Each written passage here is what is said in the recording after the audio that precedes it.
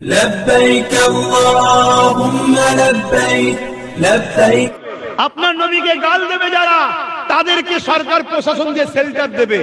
আপনার কোরআনকে মিটাতে বলবে যারা তাদেরকে প্রশাসন দিয়ে শেল্টার দেওয়া হবে। আপনার মসজিদকে ভাঙবে বলবে যারা, আপনার মসজিদ মাদ্রাসা কবরস্থানে নোংরা নোংরা ঝান্ডা ঝুলিয়ে দেবে যারা, তাদেরকে প্রশাসন দিয়ে সরকার শেল্টার দেবে। আর আপনি শুধু বলবে এটা অন্যায় হচ্ছে, আপনার নামে গ্যাজার মামলা হবে। কেন? সরকার তাদের আব্বা আম্মা, আপনার তো নয়। মাথায় ঢুকছে না? ঢোকে না? সরকার মাঝে মাঝে কাউকে কাউকে দিয়ে এরকম করায়। যেমন গত পরশুদিন দেখছিলাম কোন একজন এই পাশে আমডাঙ্গাতেই বা এই আশপাশে কোন এক জায়গায় বলছে হুজুর পাক সাল্লাল্লাহু আলাইহি ওয়াসাল্লামের নামে একটা নোংরা কথা লিখেছে।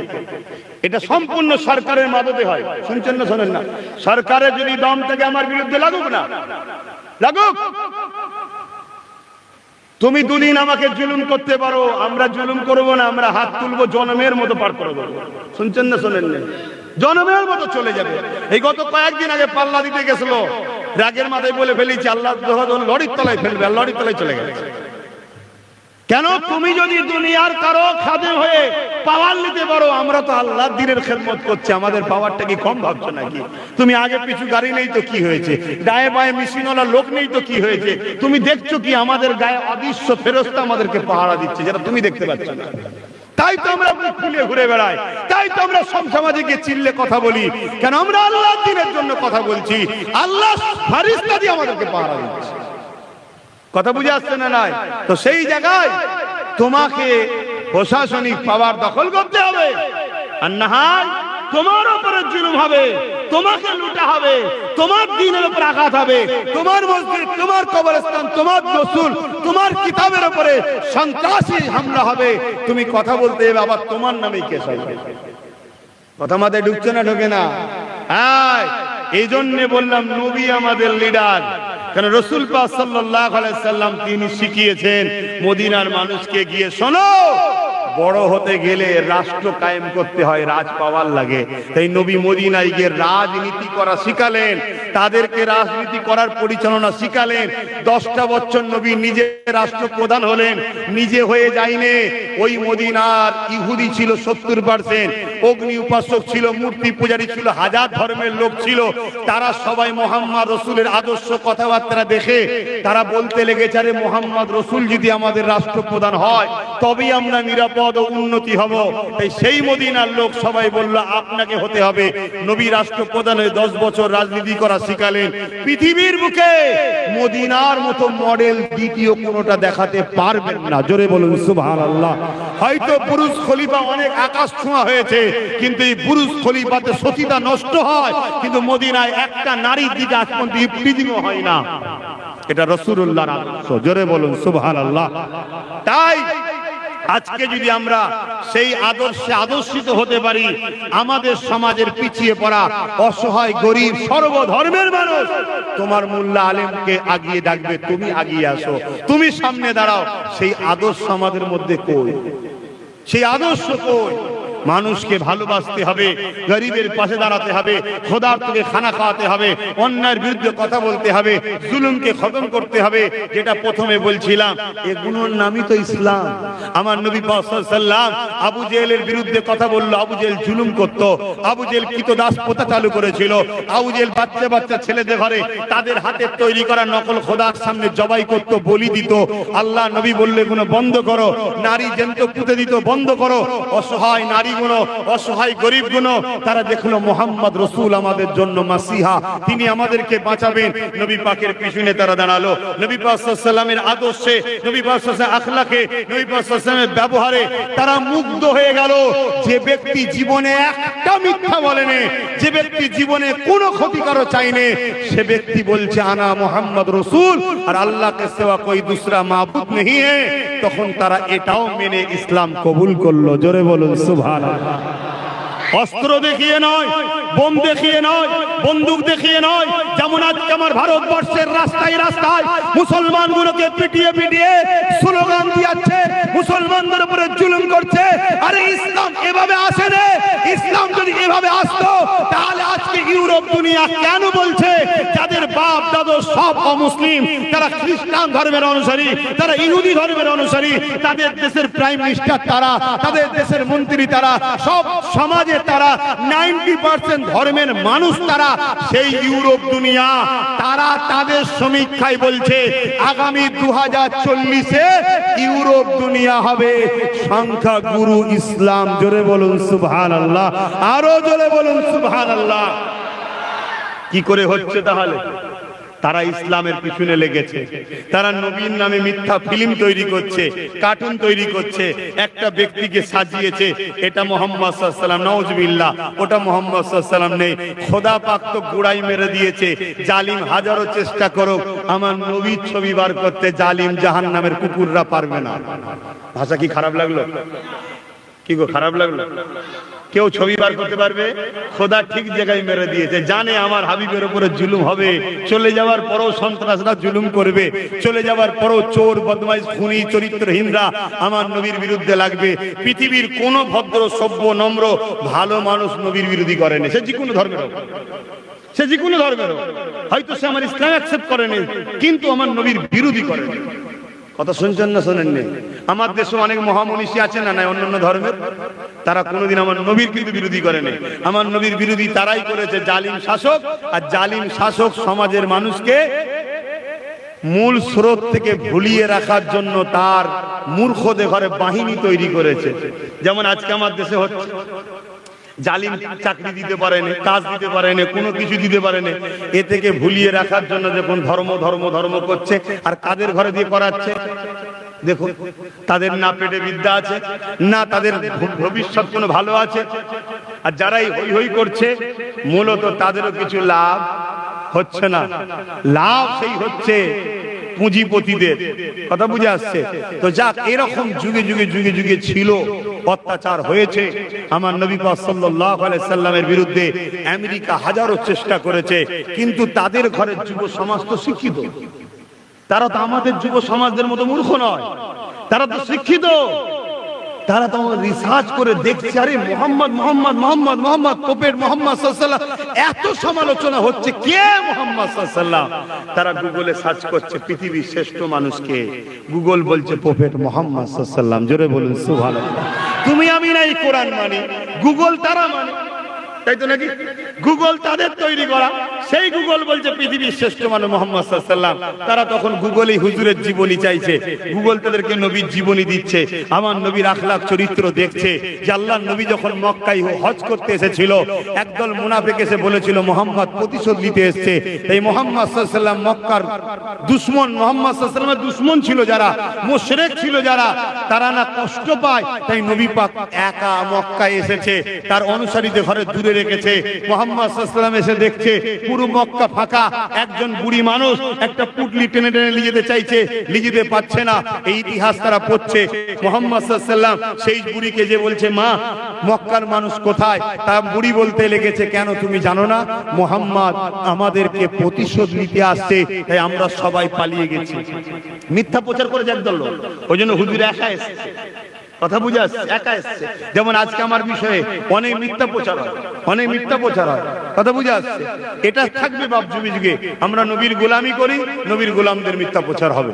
তো সেই জায়গায় আমার নবী পাক সাল্লাল্লাহু আলাইহি ওয়াসাল্লাম তিনি ওই বুড়ি মহিলাকে বললেন, মা আপনি এই ভারী পুটলি নিয়ে যাবেন কি করে? আপনার সন্তানরা নিয়ে যায় নাই, তারা কি নেই? তখন বললো, বাবা আমাকে ফেলে তারা জান বাঁচাবার জন্য চলে গেছে। আর মুহাম্মদ সাল্লাল্লাহু আলাইহি ওয়াসাল্লাম কি শিক্ষা দিচ্ছে? মায়ের পায়ের তলাতে জান্নাত। জোরে বলুন সুবহানাল্লাহ।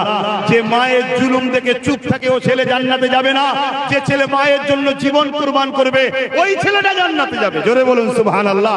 এটা আমেরিকার যুবকরা পড়ছে, আমেরিকার যুবতীরা পড়ছে, তারা পড়ে দেখছে, আরে এই মানুষটা তো ভালো কথা বলেছে, এর বিরোধী করে কেন? আরো পড়ছে, আরো পড়ছে, পড়তে পড়তে পড়তে পড়তে দেখছে হুজুর পাক সাল্লাল্লাহু আলাইহি ওয়াসাল্লাম বলেছে, তোমাদের যারা শ্রমিক হবে, তোমাদের যারা লেবার হবে, কাজ করবে, তাদের গায়ে ঘাম শুকোবার আগে তাদের কি বলে পারিশ্রমিকটা, তাদের যে শ্রমিকের যে মাইনেটা সেটা তোমাকে দিয়ে দিতে হবে। তারা দেখছে, আরে আজকাল শাসকরা তো মানুষকে খাটিয়ে টাকা লোটে দেয় না, তাই বিরোধী করছে। আস্তে আস্তে তাদের ব্রেন আরো খুলছে, 10টা বন্ধুকে গিফট করছে। আরে মুহাম্মদ সাল্লাল্লাহু আলাইহি ওয়াসাল্লামের জীবনী পড়, দেখ কি বলে, গুগলে, মিডিয়াতে, ফোনেতে একে অপরকে শেয়ার করছে, তারা পড়ছে। পড়তে পড়তে আমার নবী পাক সাল্লাল্লাহু আলাইহি ওয়াসাল্লামের আদর্শ দেখছে। বদরের ময়দানে যারা আমার নবীকে মারতে এসেছিল, আল্লাহর নবী তাদেরকে বদরের ময়দানে গেলেন মাত্র 313 জনকে নিয়ে। সে তাদের সর্দার ছিল আবু জেহেল। আল্লাহর নবী বলতে লাগলেন, তোমরা কেন আমাদের উপর জুলুম করতে আসছো? তোমরা তোমাদের মক্কায় থাকো, আমি মুহাম্মদ সাল্লাল্লাহু আলাইহি ওয়াসাল্লাম মক্কা ছেড়ে দিয়ে ইয়াসরিব মদিনায় চলে এসেছি, আবার এখানে কেন জুলুম করতে এসেছো? তোমরা ফিরে যাও। তারা বলছিল, হয় তোমাদের ঘরে আমাদের দিকে ফিরে আসতে হবে, অর্থাৎ আমরা যে জুলুম অত্যাচারী খুন ডাকাতি করি এদিকে আসতে হবে, আর না হয় আমাদের সঙ্গে লড়াই করতে হবে। মুহাম্মদ সাল্লাল্লাহু আলাইহি ওয়াসাল্লাম বললেন, আরে সাহাবারা প্রস্তুত হও। সংখ্যা কত? 313। আর ওদের সঙ্গে কত? 1000। ওরা এসেছে তরোয়াল নিয়ে, অস্ত্র নিয়ে, সবকিছু নিয়ে, তাই তো নাকি? 1000। আর আমার রাসূল পাকের সংখ্যা কত? 313 জন। প্রস্তুত হও। সাহাবারা বলছেন, হুজুর আমরা তো খালি হাতে। তাহলে কি যুদ্ধ করতে গেছিল? কথা বলেন। বুঝাতে গেছিল যে মদিনায় হামলা করো না, ছোট বাচ্চা টাচ্চা আছে, সব ক্ষতি হবে, বুঝাতে গেছিল। কিন্তু ওরা দেখছে কি 313 জন, এই সুযোগ ছাড়বো না। আজকেও যেমন আমার দেশের কিছু লোক ভাবছে এই সুযোগে ওদের হাতে না নেতা আছে, না মন্ত্রী আছে, না সিএম আছে, না পুলিশ আছে, না ডিএম আছে, না কিছু আছে, এই সুযোগে মুসলমানকে শেষ করে দাও, এটা ভাবছে। কিন্তু এদের ঘোর কেটে যাবে। যখন মদের ঘোর কেটে যাবে তখন দেখবে রাস্তায় অনেক হোঁচট খেয়েছি আমরা। কিন্তু বাপ, তোমার আমার দ্বারাই হবে বলে মনে হচ্ছে না। হবে হবে, সেই গুটি কত ইমানদাররাই ঘোর কাটাবে। ইমানদার যে আছে সে ঘোর কাটিয়ে দেবে ইনশাআল্লাহ। কথা মাথায় ঢুকছে না ওখানে? হ্যাঁ। তো আবু জেহেল ওই সময় বলল, প্রস্তুত হও, এই মোকাবেলা কর। আল্লাহ নবী বলেন, প্রস্তুত হও। সাহাবারা বলে, হুজুর ওদের হাতে ঢাল আছে, তরোয়াল আছে, বল্লম আছে, আমরা খালি হাতে। আল্লাহ নবী বললেন, আল্লাহ আমাদের সাথে আছে। জোরে বলুন সুবহানাল্লাহ। পালিয়ে গেছিল কেউ? তাহলে আমি যখন 2021-এ বলেছিলাম প্রস্তুত হও, তখন আমার মুসলমানরা কি বলেছিল? আমরা গুটি কত কি করব? কেউ বলেছিল যে আল্লাহ আছে আমাদের সাথে? তাহলে আমাদের ঈমান কোথায়? আমাদের ঈমান কোথায়? তাহলে আমরা কেন মার খাচ্ছি বুঝতে পারছেন তো?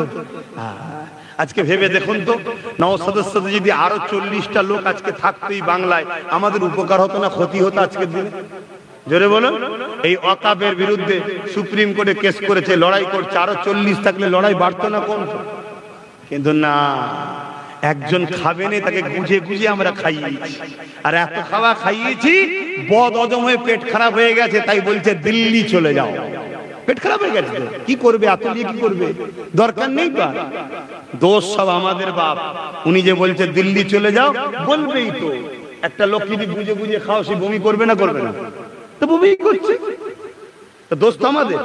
তো যাই হোক, আসুন শুধরাবার টাইম যদি থাকে শুধরে যান, আর না হয় সাইজ করে দেবে। যেমন গত পরশুদিন দেখলাম 50 বছর ধরে একটা জায়গায় বসবাস করছে প্রায় 20-22 হাজার লোক। কত বছর? 50,000 বছর ধরে দিন মজুরি করে, ভ্যান ঠেলে, সমিতি করে, কিসাকি করে, ঠেলা ঠেলে, তিল তিল করে পয়সা জমিয়ে জমিয়ে তারা ঘর বাড়ি করেছে। 50 বছর পরে জালিম শাসকের মনে হয়েছে ওটা অবৈধ জায়গায় ওরা বসে আছে, তাদেরকে ভেঙে চুরমার করছে। তাহলে এটা সরকার না, এটা মানবরূপী শয়তান, এটা ভাবা দরকার। 50 বছর তোরা ছিলিস কোথায়? যদি অবৈধ জায়গায় হয়, 50 বছর যখন দখল করছে, তার আগে রুকলি না কেন? কিন্তু এই গরিবদের হয়ে বলবে কে ইসলাম নাই? তো বলবে কে? এই গরিবদের হয়ে বলবে ইসলাম। ইসলাম আছে কো? আমার কাছে ইসলাম আছে না আপনার কাছে আছে? বলুন, আপনার গ্রামে ইসলাম আছে, অন্যার প্রতিবাদ হয়, তাহলে ইসলাম নেই? তাহলে বলবে কি?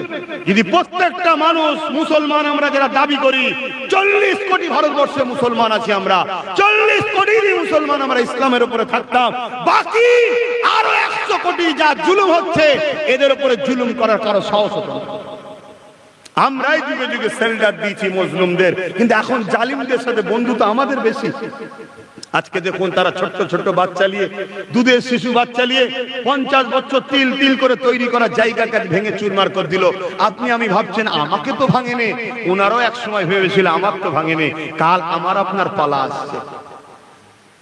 বুঝতে পারছেন আমার কথা কি বেজার হচ্ছেন? অতএব ভাবুন, ভাবার সময় এসেছে। কি বলে, লুহা না হলে লুহা কাটা যায় না, লুহা না হলে লুহা কাটা যায় না। কেউ যদি রাজ পাওয়ারে জুলুম করে, ওই জুলুমকে মিটাতে গেলে নাই রাজ পাওয়ারই লাগে। এবার সেইটা আপনারা ভাবুন আমি ভুল বুঝাচ্ছি কিনা। এটার নাম ইসলাম। এটার নাম কি? এবারে কারো ধারণা হতে পারে আপনি জলসেজে কথা বলছেন কেন? আমার ইসলাম বলতে বলেছে, ইসলামে আছে তাই আমি বলছি। আল্লাহ পাক, আল্লাহ নবী বললেন, অন্যায় দেখে যে হাত দিয়ে প্রতিবাদ করলো না, অন্যায় দেখে যে মুখ দিয়ে প্রতিবাদ করলো না, অন্যায় দেখে যে অন্তর থেকে ঘৃণা করলো না, এই তিনটের মধ্যে কোনোটা যার মধ্যে নেই তার মধ্যে ঈমান নেই। বলুন তাহলে আমাদের মধ্যে কার ঈমান আছে না আছে নিজে নিজে ভাবুন। অন্যায়ের আমরা প্রতিবাদ করি, ওর জুলুমের প্রতিবাদ করি, জুলুমকে হাত দিয়ে রুকার চেষ্টা করি, জুলুমকে কখনো খতম করার চেষ্টা করি। যদি করতাম তাহলে তিলোত্তমা বোনটা তাহলে ইনসাফ পেত, ওইদিকে আনিস খান আজকে বিচার পেত। আমরা অন্যায়ের প্রতিবাদ করি না, আমরা অন্যায়ের কাছে সামান্য পয়সায় বিক্রি হই আমরা। এজন্য আমার আল্লাহ জালিমকে বসিয়ে দিয়ে তার দ্বারা আইন তৈরি করছে কি, ওয়াকাফ সম্পত্তি দখল করবে। একটু বলবো ওয়াকাফ নিয়ে, একটু হ্যাঁ না বলেন না, দখল করবে। এই আইন তৈরি করেছে, সুপ্রিম কোর্টে আইনটা বিচারাধীন রয়েছে। কথা বুঝে আসছে?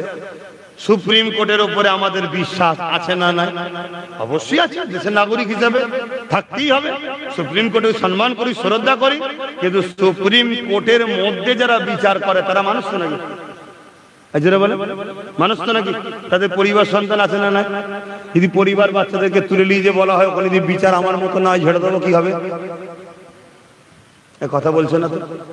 বা যদি বলা হয় তোমাকে রিটার্নের পরে একটা রাজ্যসভার সদস্য বা একটা বড় এমপি পদ দিয়ে হবে, তাহলে কি হবে? কিছু মাথায় ঢুকছে আমার কথা? সুপ্রিম কোর্টকে ভালোবাসি, সুপ্রিম কোর্টকে বিশ্বাস করি, সুপ্রিম কোর্টকে সম্মান করি, এটা করতে হবে কারণ এটা আমার ইসলামও শিখিয়েছে, একজন দেশের নাগরিক হিসেবে আমার দায়িত্বও বটে। কিন্তু মানুষ তো নাকি? হ্যাঁ, তাহলে সেই জায়গায় আজকে ওয়াকাফ কালা কানুন যেটা তৈরি হয়েছে, এটা যদি লাগু হয়ে যায় কি হবে? মসজিদ, হাজার হাজার মসজিদ, দামি দামি জায়গা। তোমাদের এই চুচুড়াতে, পাশে চুচুড়া একটা মাদ্রাসা মসজিদ আছে না, মাদ্রাসা মসজিদ রাজ্য সরকার তালা মেরে দিয়েছিল, আমি খুলেছিলাম, জানো কি? আমাদের মাস্টার সাহেব সাক্ষী, উনি স্টেজে ছিল। কথা বুঝে আসছে? তখন আমার ওসব রাজনীতি ফাজনীতি কোনো দল ছিল না, আমার একটা সংগঠন ছিল ফুরফুরা আহলে সুন্নাত ওয়াল জামাত। সেই সংগঠন দিয়ে আন্দোলন করতে এসেছিলাম, 10, 12, 15 হাজার লোক নিয়ে এসেছিলাম, আন্দোলন করছিলাম। 4টে পর্যন্ত পারমিশন ছিল, 4টে 4:30 বেজে গেছে, মসজিদ খুলছে না। আমার একটাই কথা, মসজিদ খুলতে হবে, নামাজ পড়বো, ঘরে যাবো। কেন? মসজিদ কারো বাপের নয়, আমাদের সম্পদ, জুলুম করার অধিকার কারো নাই। শুনছেন না শোনেন না? লাস্টে দেখি র‍্যাব না বাচ্চা, মানে ভয় দেখাচ্ছে। আমারও বললাম একটা কথা, আর যদি তোমরা টাচ করো, কাল বাংলায় যেখানে পাবো সেখানে প্রতিশোধ তুলে নেবো। এটা সিস্টেম বাপ। জুলুম তুমি করবে, তোমার গায়ে গুড় দিয়ে চাটবো, ও আদর্শ আব্বাস সিদ্দিকী চলা ছেলে না। জুলুম জুলুম সে যেই করুক, আমার বাপও করুক আর আমার ভাইও করুক, জুলুমকে জুলুম বলতে হবে। পুরো পৃথিবী মিটে যাক, অন্যায়কে কখনো আশ্রয় দেওয়া যাবে না। একটা সত্যের জন্য পুরো পরিবার কুরবান হয়ে যাক, একটা সত্যকে কখনো মিটিয়ে দেওয়া যায় না। এর নাম ইসলাম। সত্য সত্য, কথা মাথায় ঢুকছে? তো ওই সময় আন্দোলন হলো, লাস্টে সেই মসজিদ আমরা খুললাম, আল্লাহর দয়াতে নামাজ হলো, আমরা আলহামদুলিল্লাহ ঘরে এলাম। ওই মসজিদটা কোন জায়গায় জানো? ওই চুচুড়াতে 52 বিঘে একটা কবরস্থান আছে। এই জায়গায় কোনো দাম কত জানো? আজকের দিনে একটা কাটার জায়গার দাম 5 কোটি 6 কোটি করে টাকা। গভর্নমেন্ট দেখছে এই জিনিসগুলো সব দখল করো, করে কোটি কোটি টাকা সব বড় বড় কর্পোরেটদের হাতে বিক্রি করে দাও। শুনছেন? আমরা তো ওদিকে খেয়াল নেই। আমাদের ওই টাইমে টাইমে বাড়িতে 2 কেজি পেঁয়াজ আছে, 500 তেল আছে, আর আলু আছে, আর মাসে মাসে ভাতা আছে, এতেই আমরা খুশি। কথা বুঝে আসছে না? আর এই খেতে গিয়ে আমাদের কয়েক লক্ষ মিলিয়ন কোটি ডলার টাকা সম্পদ, 29 লক্ষ বিঘে জমি চলে যাচ্ছে। কত? 29 লক্ষ বিঘে জমি চলে যাচ্ছে। আমাদের হুঁশি নাই। দুনিয়ায় যাচ্ছে যাচ্ছে, কিয়ামতের দিন আবার আমরা সবাই জান্নাত যাব বলে বসে আছি। আল্লাহ আমি জান্নাত যাব। আল্লাহ তো জিজ্ঞেস করবে, আমার ঘর যখন বেইজ্জতি হয়েছে তুই আমার জন্য কি করেছিস বল? আমরা কিছু করছি? তাহলে আল্লাহ কেন জান্নাত দেবে? আল্লাহ কেন দেবে? আসুন, এখনো সময় আছে, তওবা করুন, পরিবর্তন হন, ওই সংগঠিত হন, ঐক্য হন, একতা হন। এই যে হুজুররা শুয়ে আছে, সারা জীবনটাই না কাটিয়েছে ন্যায়ের পক্ষে, অন্যায়ের বিরুদ্ধে। আল্লাহর ওলি কাকে বলে? আল্লাহর ওলি কি 3-4 হাত হবে, 5-10টা পা হবে এমন নাকি? আল্লাহর ওলি কে? আল্লাহর ওলিদের মিশনই হলো একটাই, অন্যায়কে মিটাবো, ন্যায়কে প্রতিষ্ঠিত করবো। এটা হলো ওলিদের মিশন। আল্লাহর ওলিরা কখনো অন্যায়ের সঙ্গে আপোষ করে না, অন্যায়ের সঙ্গে কখনো থাকে না। আল্লাহর ওলিরা সর্বসময় মজলুমের সাথে থাকে। সে মজলুম যদি হিন্দু হয়, আল্লাহর ওলিদের আদর্শ হলো হিন্দুর পাশে গিয়ে দাঁড়িয়ে তাকে সাহায্য করবে। আদিবাসী হয় তারও পাশে দাঁড়াবে, দলিত হয় তারও পাশে দাঁড়াবে।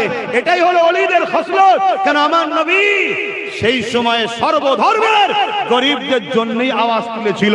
আল্লাহ নবী যখন মক্কায় বলল নারী হত্যা বন্ধ করো, মানুষকে বলি দেয়া বন্ধ করো, জুলুম বন্ধ করো, তারা কেউ তো এক আল্লাহকে মানত না। তো তাদের সব গলায় লাত উজদা হবলের মূর্তির ছবি থাকতো।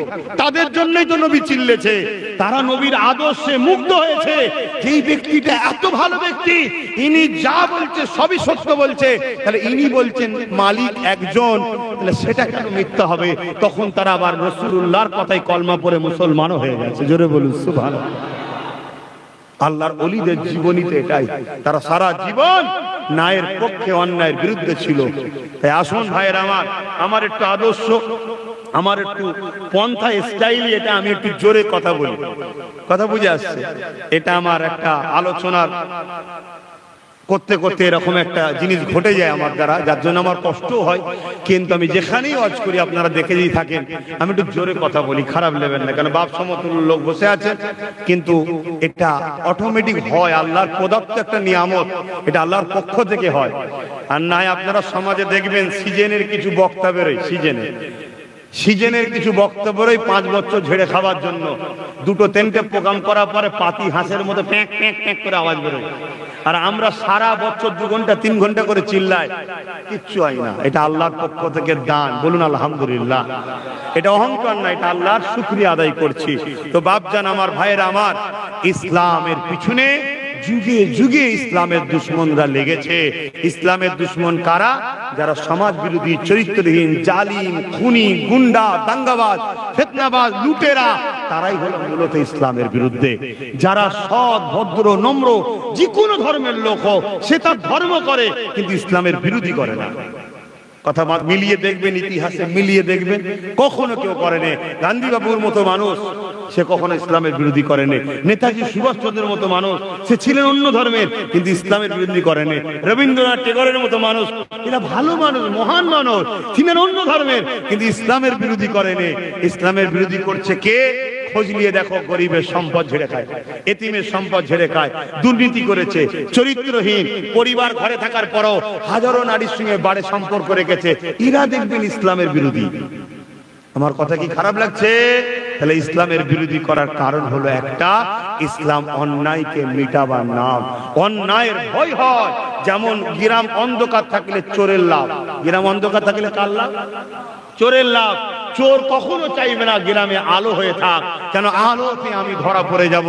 আর বিশেষ করে আবার সিসি ক্যামেরা যদি থাকে, তাহলে চোরের তো আরো টেনশন, ঠিক না বেটিক গো? এই সিসি ক্যামেরাটা হচ্ছে হাক্কানি উলামারা, বুঝাবার জন্য বলছি, যারা সমাজকে দেখিয়ে দিচ্ছে ইসলামের আলোটা। কথা বুঝে আসে? কে চোর, কে ভালো, রাতে কে এসেছিল, কি হয়েছে না হয়েছে, উলামারা দেখিয়ে দেয় না, দেয় না? এই যেমন এখন দেখাচ্ছি, এজন্য সিসি ক্যামেরা ভাঙার টার্গেটের বেশি লাই। বুঝতে পারছেন তো নাকি? হ্যাঁ, ইসলাম যুগে যুগে মানুষকে সত্যের পথ দেখিয়েছে, এজন্য মানুষের ইসলামের উপরে রাগ, ইসলামের উপরে রাগ। তো যাক, আল্লাহ আমাদের সকলকে হেদায়েত করেন, হেফাজত করেন, বলুন আল্লাহুম্মা আমিন। দোয়া চাওয়ার আগে সংক্ষেপে একটা কথা বলবো, এই ওয়াকাফ কালা কানুন বাতিল হওয়ার দরকার আছে না নাই? কারা কারা বলছেন আছেন, একটু সাক্ষী দেন, হাত তুলে। আছে তো নাকি? এখানে ইমানের ব্যাপার। ইমানের ব্যাপার, মসজিদের বিরুদ্ধে গেলে ইমান চলে যাবে। শুনছেন তো? সেই জায়গায় এই কালা কানুনটা কি করেছে সেটা আপনারা জানেন? জানেন কি এর মধ্যে কি কি আইন তৈরি করছে? সে সময় তো আর নাই, এতটুকু শুধু বলে দিচ্ছি, মুসলমানদের দামি দামি সম্পদগুলোকে, মসজিদ, মাদ্রাসা, কবরস্থানের জায়গাগুলোকে কেন্দ্র সরকার তার বন্ধু যারা পুঁজিপতি আছে তাদের হাতে তুলে দিয়ে বড় বড় শপিং মল, বড় বড় সিনেমা হল, বড় বড় ফ্যাক্টরি এইসব তৈরি করার লক্ষ্য। এর বিনিময়ে কোটি কোটি টাকা গভর্নমেন্ট লুটবে। সারাংশ বুঝে আসছে? আমার রাজ্যে তো অকাপ সম্পদ আছে না নাই? আমার রাজ্য ৭৫,০০০ বিঘে সম্পদ রাজ্য সরকার এবং তার আমলা চামড়া অলরেডি দখল করে রেখেছে।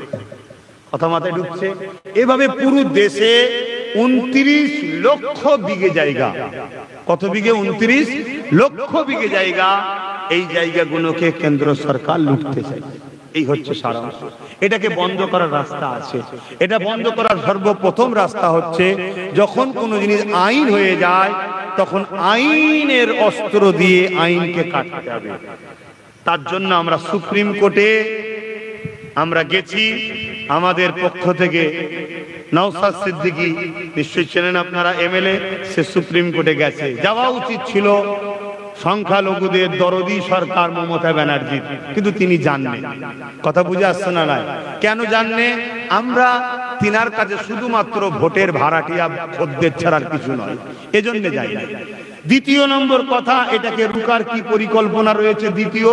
দ্বিতীয় হচ্ছে, যে ক্ষমতা দ্বারা ওরা এই অকাপ কালা কানুন তৈরি করেছে, রাজশক্তি, ওই রাজশক্তি তৈরি করে চেষ্টা চালাও একদিন না একদিন আবার আমাদের সম্পদকে আমরা পুনরায় যদি জোর করে দখল করে ফিরিয়ে নেব, এবং যদি ওই সম্পদের উপরে কেউ কিছু টাকা খরচ করে ইনভেস্ট করে, সেটাও তখন আমাদের দখল থাকবে।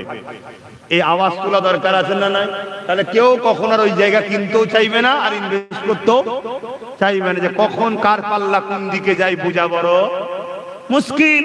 যত সেকুলার দল আছে, কালকে যদি আমরা সবাই এক হয়ে ক্ষমতায় চলে আসতে পারি, তাহলে তো পাল্লা উল্টো দিকে হয়ে গেল নাকি? তাই যখন যদি কেউ ১০০০ কোটি টাকা লাগিয়ে থাকে, তারও তো টেনশন থাকবে আমার টাকাটাও যাবে। তাহলে আমাদের জায়গা সেফটি থাকবে, কেউ নিতে চাইবে। কোন জায়গা ভালো হাই প্রপার সম্পদ এলাকার কেউ যদি জোর করে কিনতে চায় অল্প পয়সা দিয়ে, আর কেউ যদি বলে ওই জায়গা যে কিনবে সে ভোগ করতে পারবে না, তাহলে কেউ কি টাকা খরচ করতে চাইবে? এটাকে আমাদের প্রচার করা দরকার। ৩ নম্বর অপশন হলো কি? আন্দোলনকে বাড়াতে হবে। আন্দোলনটা কেমন ভাবে করতে হবে? যেভাবে কৃষক বন্ধুরা আন্দোলন করেছিল।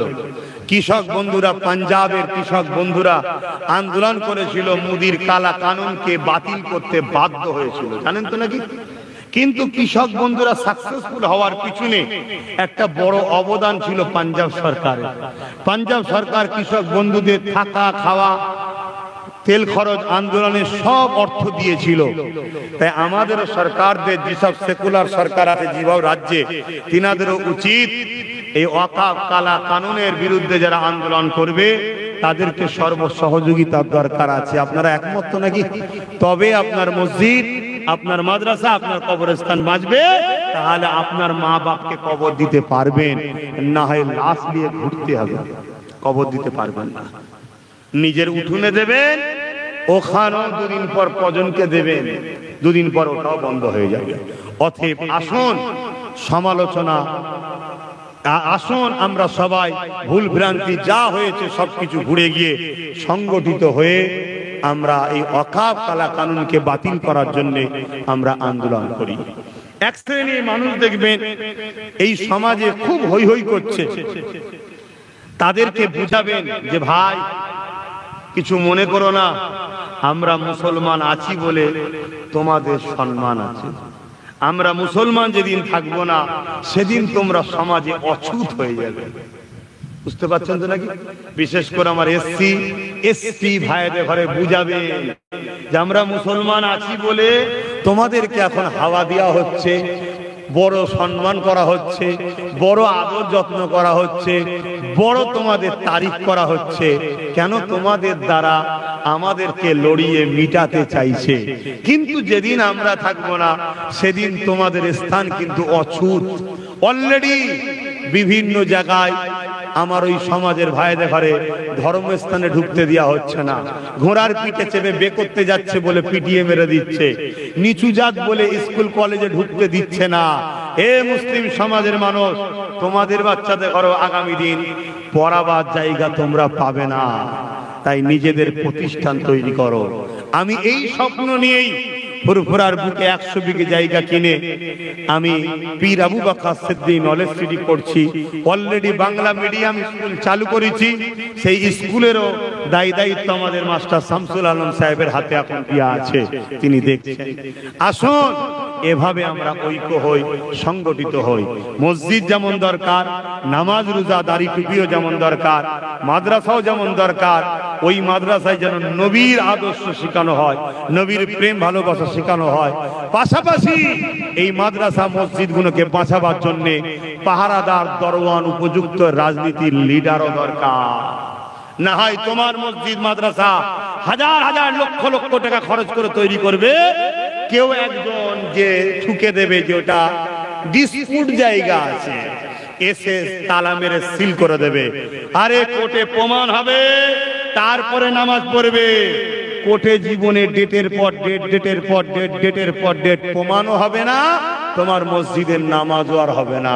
কেন? কোর্টে যারা বসে আছে তাদের মধ্যেও বেশিরভাগ, কথা বুঝছেন না, বোঝেন না, সব সুখাসুখি চলছে। যদি তোমরা আজও না বোঝো আমার কিছু করার নেই। তবে এতটুকু আমি জানি, আমার দুশ্মন যেখানেই যাই বাড়ে। কেন? আমি যে আলোচনা করলাম, আমার বন্ধু বাড়লো না দুশ্মন বাড়লো? জোরে বলো। দুশ্মন বাড়ছে, আমি সব জানি দুশ্মন বাড়ছে, তারপরও আলোচনা করি। কেন? আমি শুধু জাহান্নাম থেকে বাঁচার আশায় আলোচনা করি। আমি জানি আমার কথা হয়তো তোমাদের মাথায় এখন ঢুকলেও কালকে যদি কেউ ডেকে বলে কোথায় যাচ্ছিস রে, একটু বাজারে জিগায় একটু খা, খিচড়ি করেছি, দেখা যাবে তো মরা মুরগির খিচড়ি, ওই তুমি খেয়ে ঘরে চলে যাবে। আর পাশে বলবে যে কালকে আব্বাসের কথা বলা কি দরকার ছিল, তুমি আবার তখন বলবে হ্যাঁ ঠিকই বলেছেন, এসেছে, এসব কথা বলার কি দরকার। আমি এটাও জানি যে আমার জাতের মধ্যে এরকম লোক আছে। তারপরেও বলছি কেন? আল্লাহ জাহান্নাম থেকে বাঁচতে চাইছি। জাহান্নাম বড় কঠিন, শুনতে বড় ছোট লাগছে। কাল সূর্য উঠবে, আব্বাস সিদ্দিক উঠবে কি কোনো গ্যারান্টি নাই। চলে যেতে হবে, সবাইকে যেতে হবে। দেশের প্রধানমন্ত্রী অনেক বড় বড় ভাষণ দিচ্ছে, ঠিক না বে ঠিক গো? ডিজিটাল ইন্ডিয়া, এই ইন্ডিয়া, সেই ইন্ডিয়া। আর আমি তো দেখছি চোর বেরিয়েছে, শুধু চোর তৈরি হয়েছে। কথা বুঝছেন না, বোঝেন না? সব বিক্রি করে দিচ্ছে। যাই হোক, তারপরেও যে দুদিন পরে থাকবে কোনো গ্যারান্টি। আর আমার রাজ্যে যিনি আছে অনেক বড় বড় ডায়লগ দিচ্ছে, খেলা হবে আর হবে। কাল থাকবে কি কোনো গ্যারান্টি? জোরে বলো। হ্যাঁ, আমি এরকমই কথা বলি, সব জায়গাতেই বলি। তাও তো প্রথমবার এসছে, একটু হালকা করে বললাম। কেন? আমি জানি সব থেকে আপন হলো আমাদের জান, সর্বসময় সাথে আছে। আর সব থেকে বড় কথা না শুনে যে, সেটাও হলো জান। কত রকম খাবার নিয়ে বসবো, যদি যাবার সময় হয়ে যায় এর না 1 সেকেন্ড সময় দেবে না, যে একটু চেকে দেখি, একটু দাঁড়া, না থাকবে না। 60 বছর 70 বছর একসাথে ছিল, হয়তো গাড়িতে বসে আছি, পড়ে গেলে মাথা ফেটে যাবে রে, একটু ঘরে যে শুই তারপরে বেরোস শুনি না, শুনবেন ওই অবস্থায় ফেলে মেরে চলে যাবে, ঠিক না বেঠিক? হয়তো বিয়ে শাদী হয়েছে, বাসর ঘরে ঢুকছে, বিবির মুখটা দেখবে, যদি যাবার টাইম হয় মুখটাও দেখতে দেবে না, তার আগে বেরিয়ে চলে যাবে। কি গো, ঠিক না বেঠিক গো? হ্যাঁ, এর উপরে কোনো ভরসা নেই বাবা।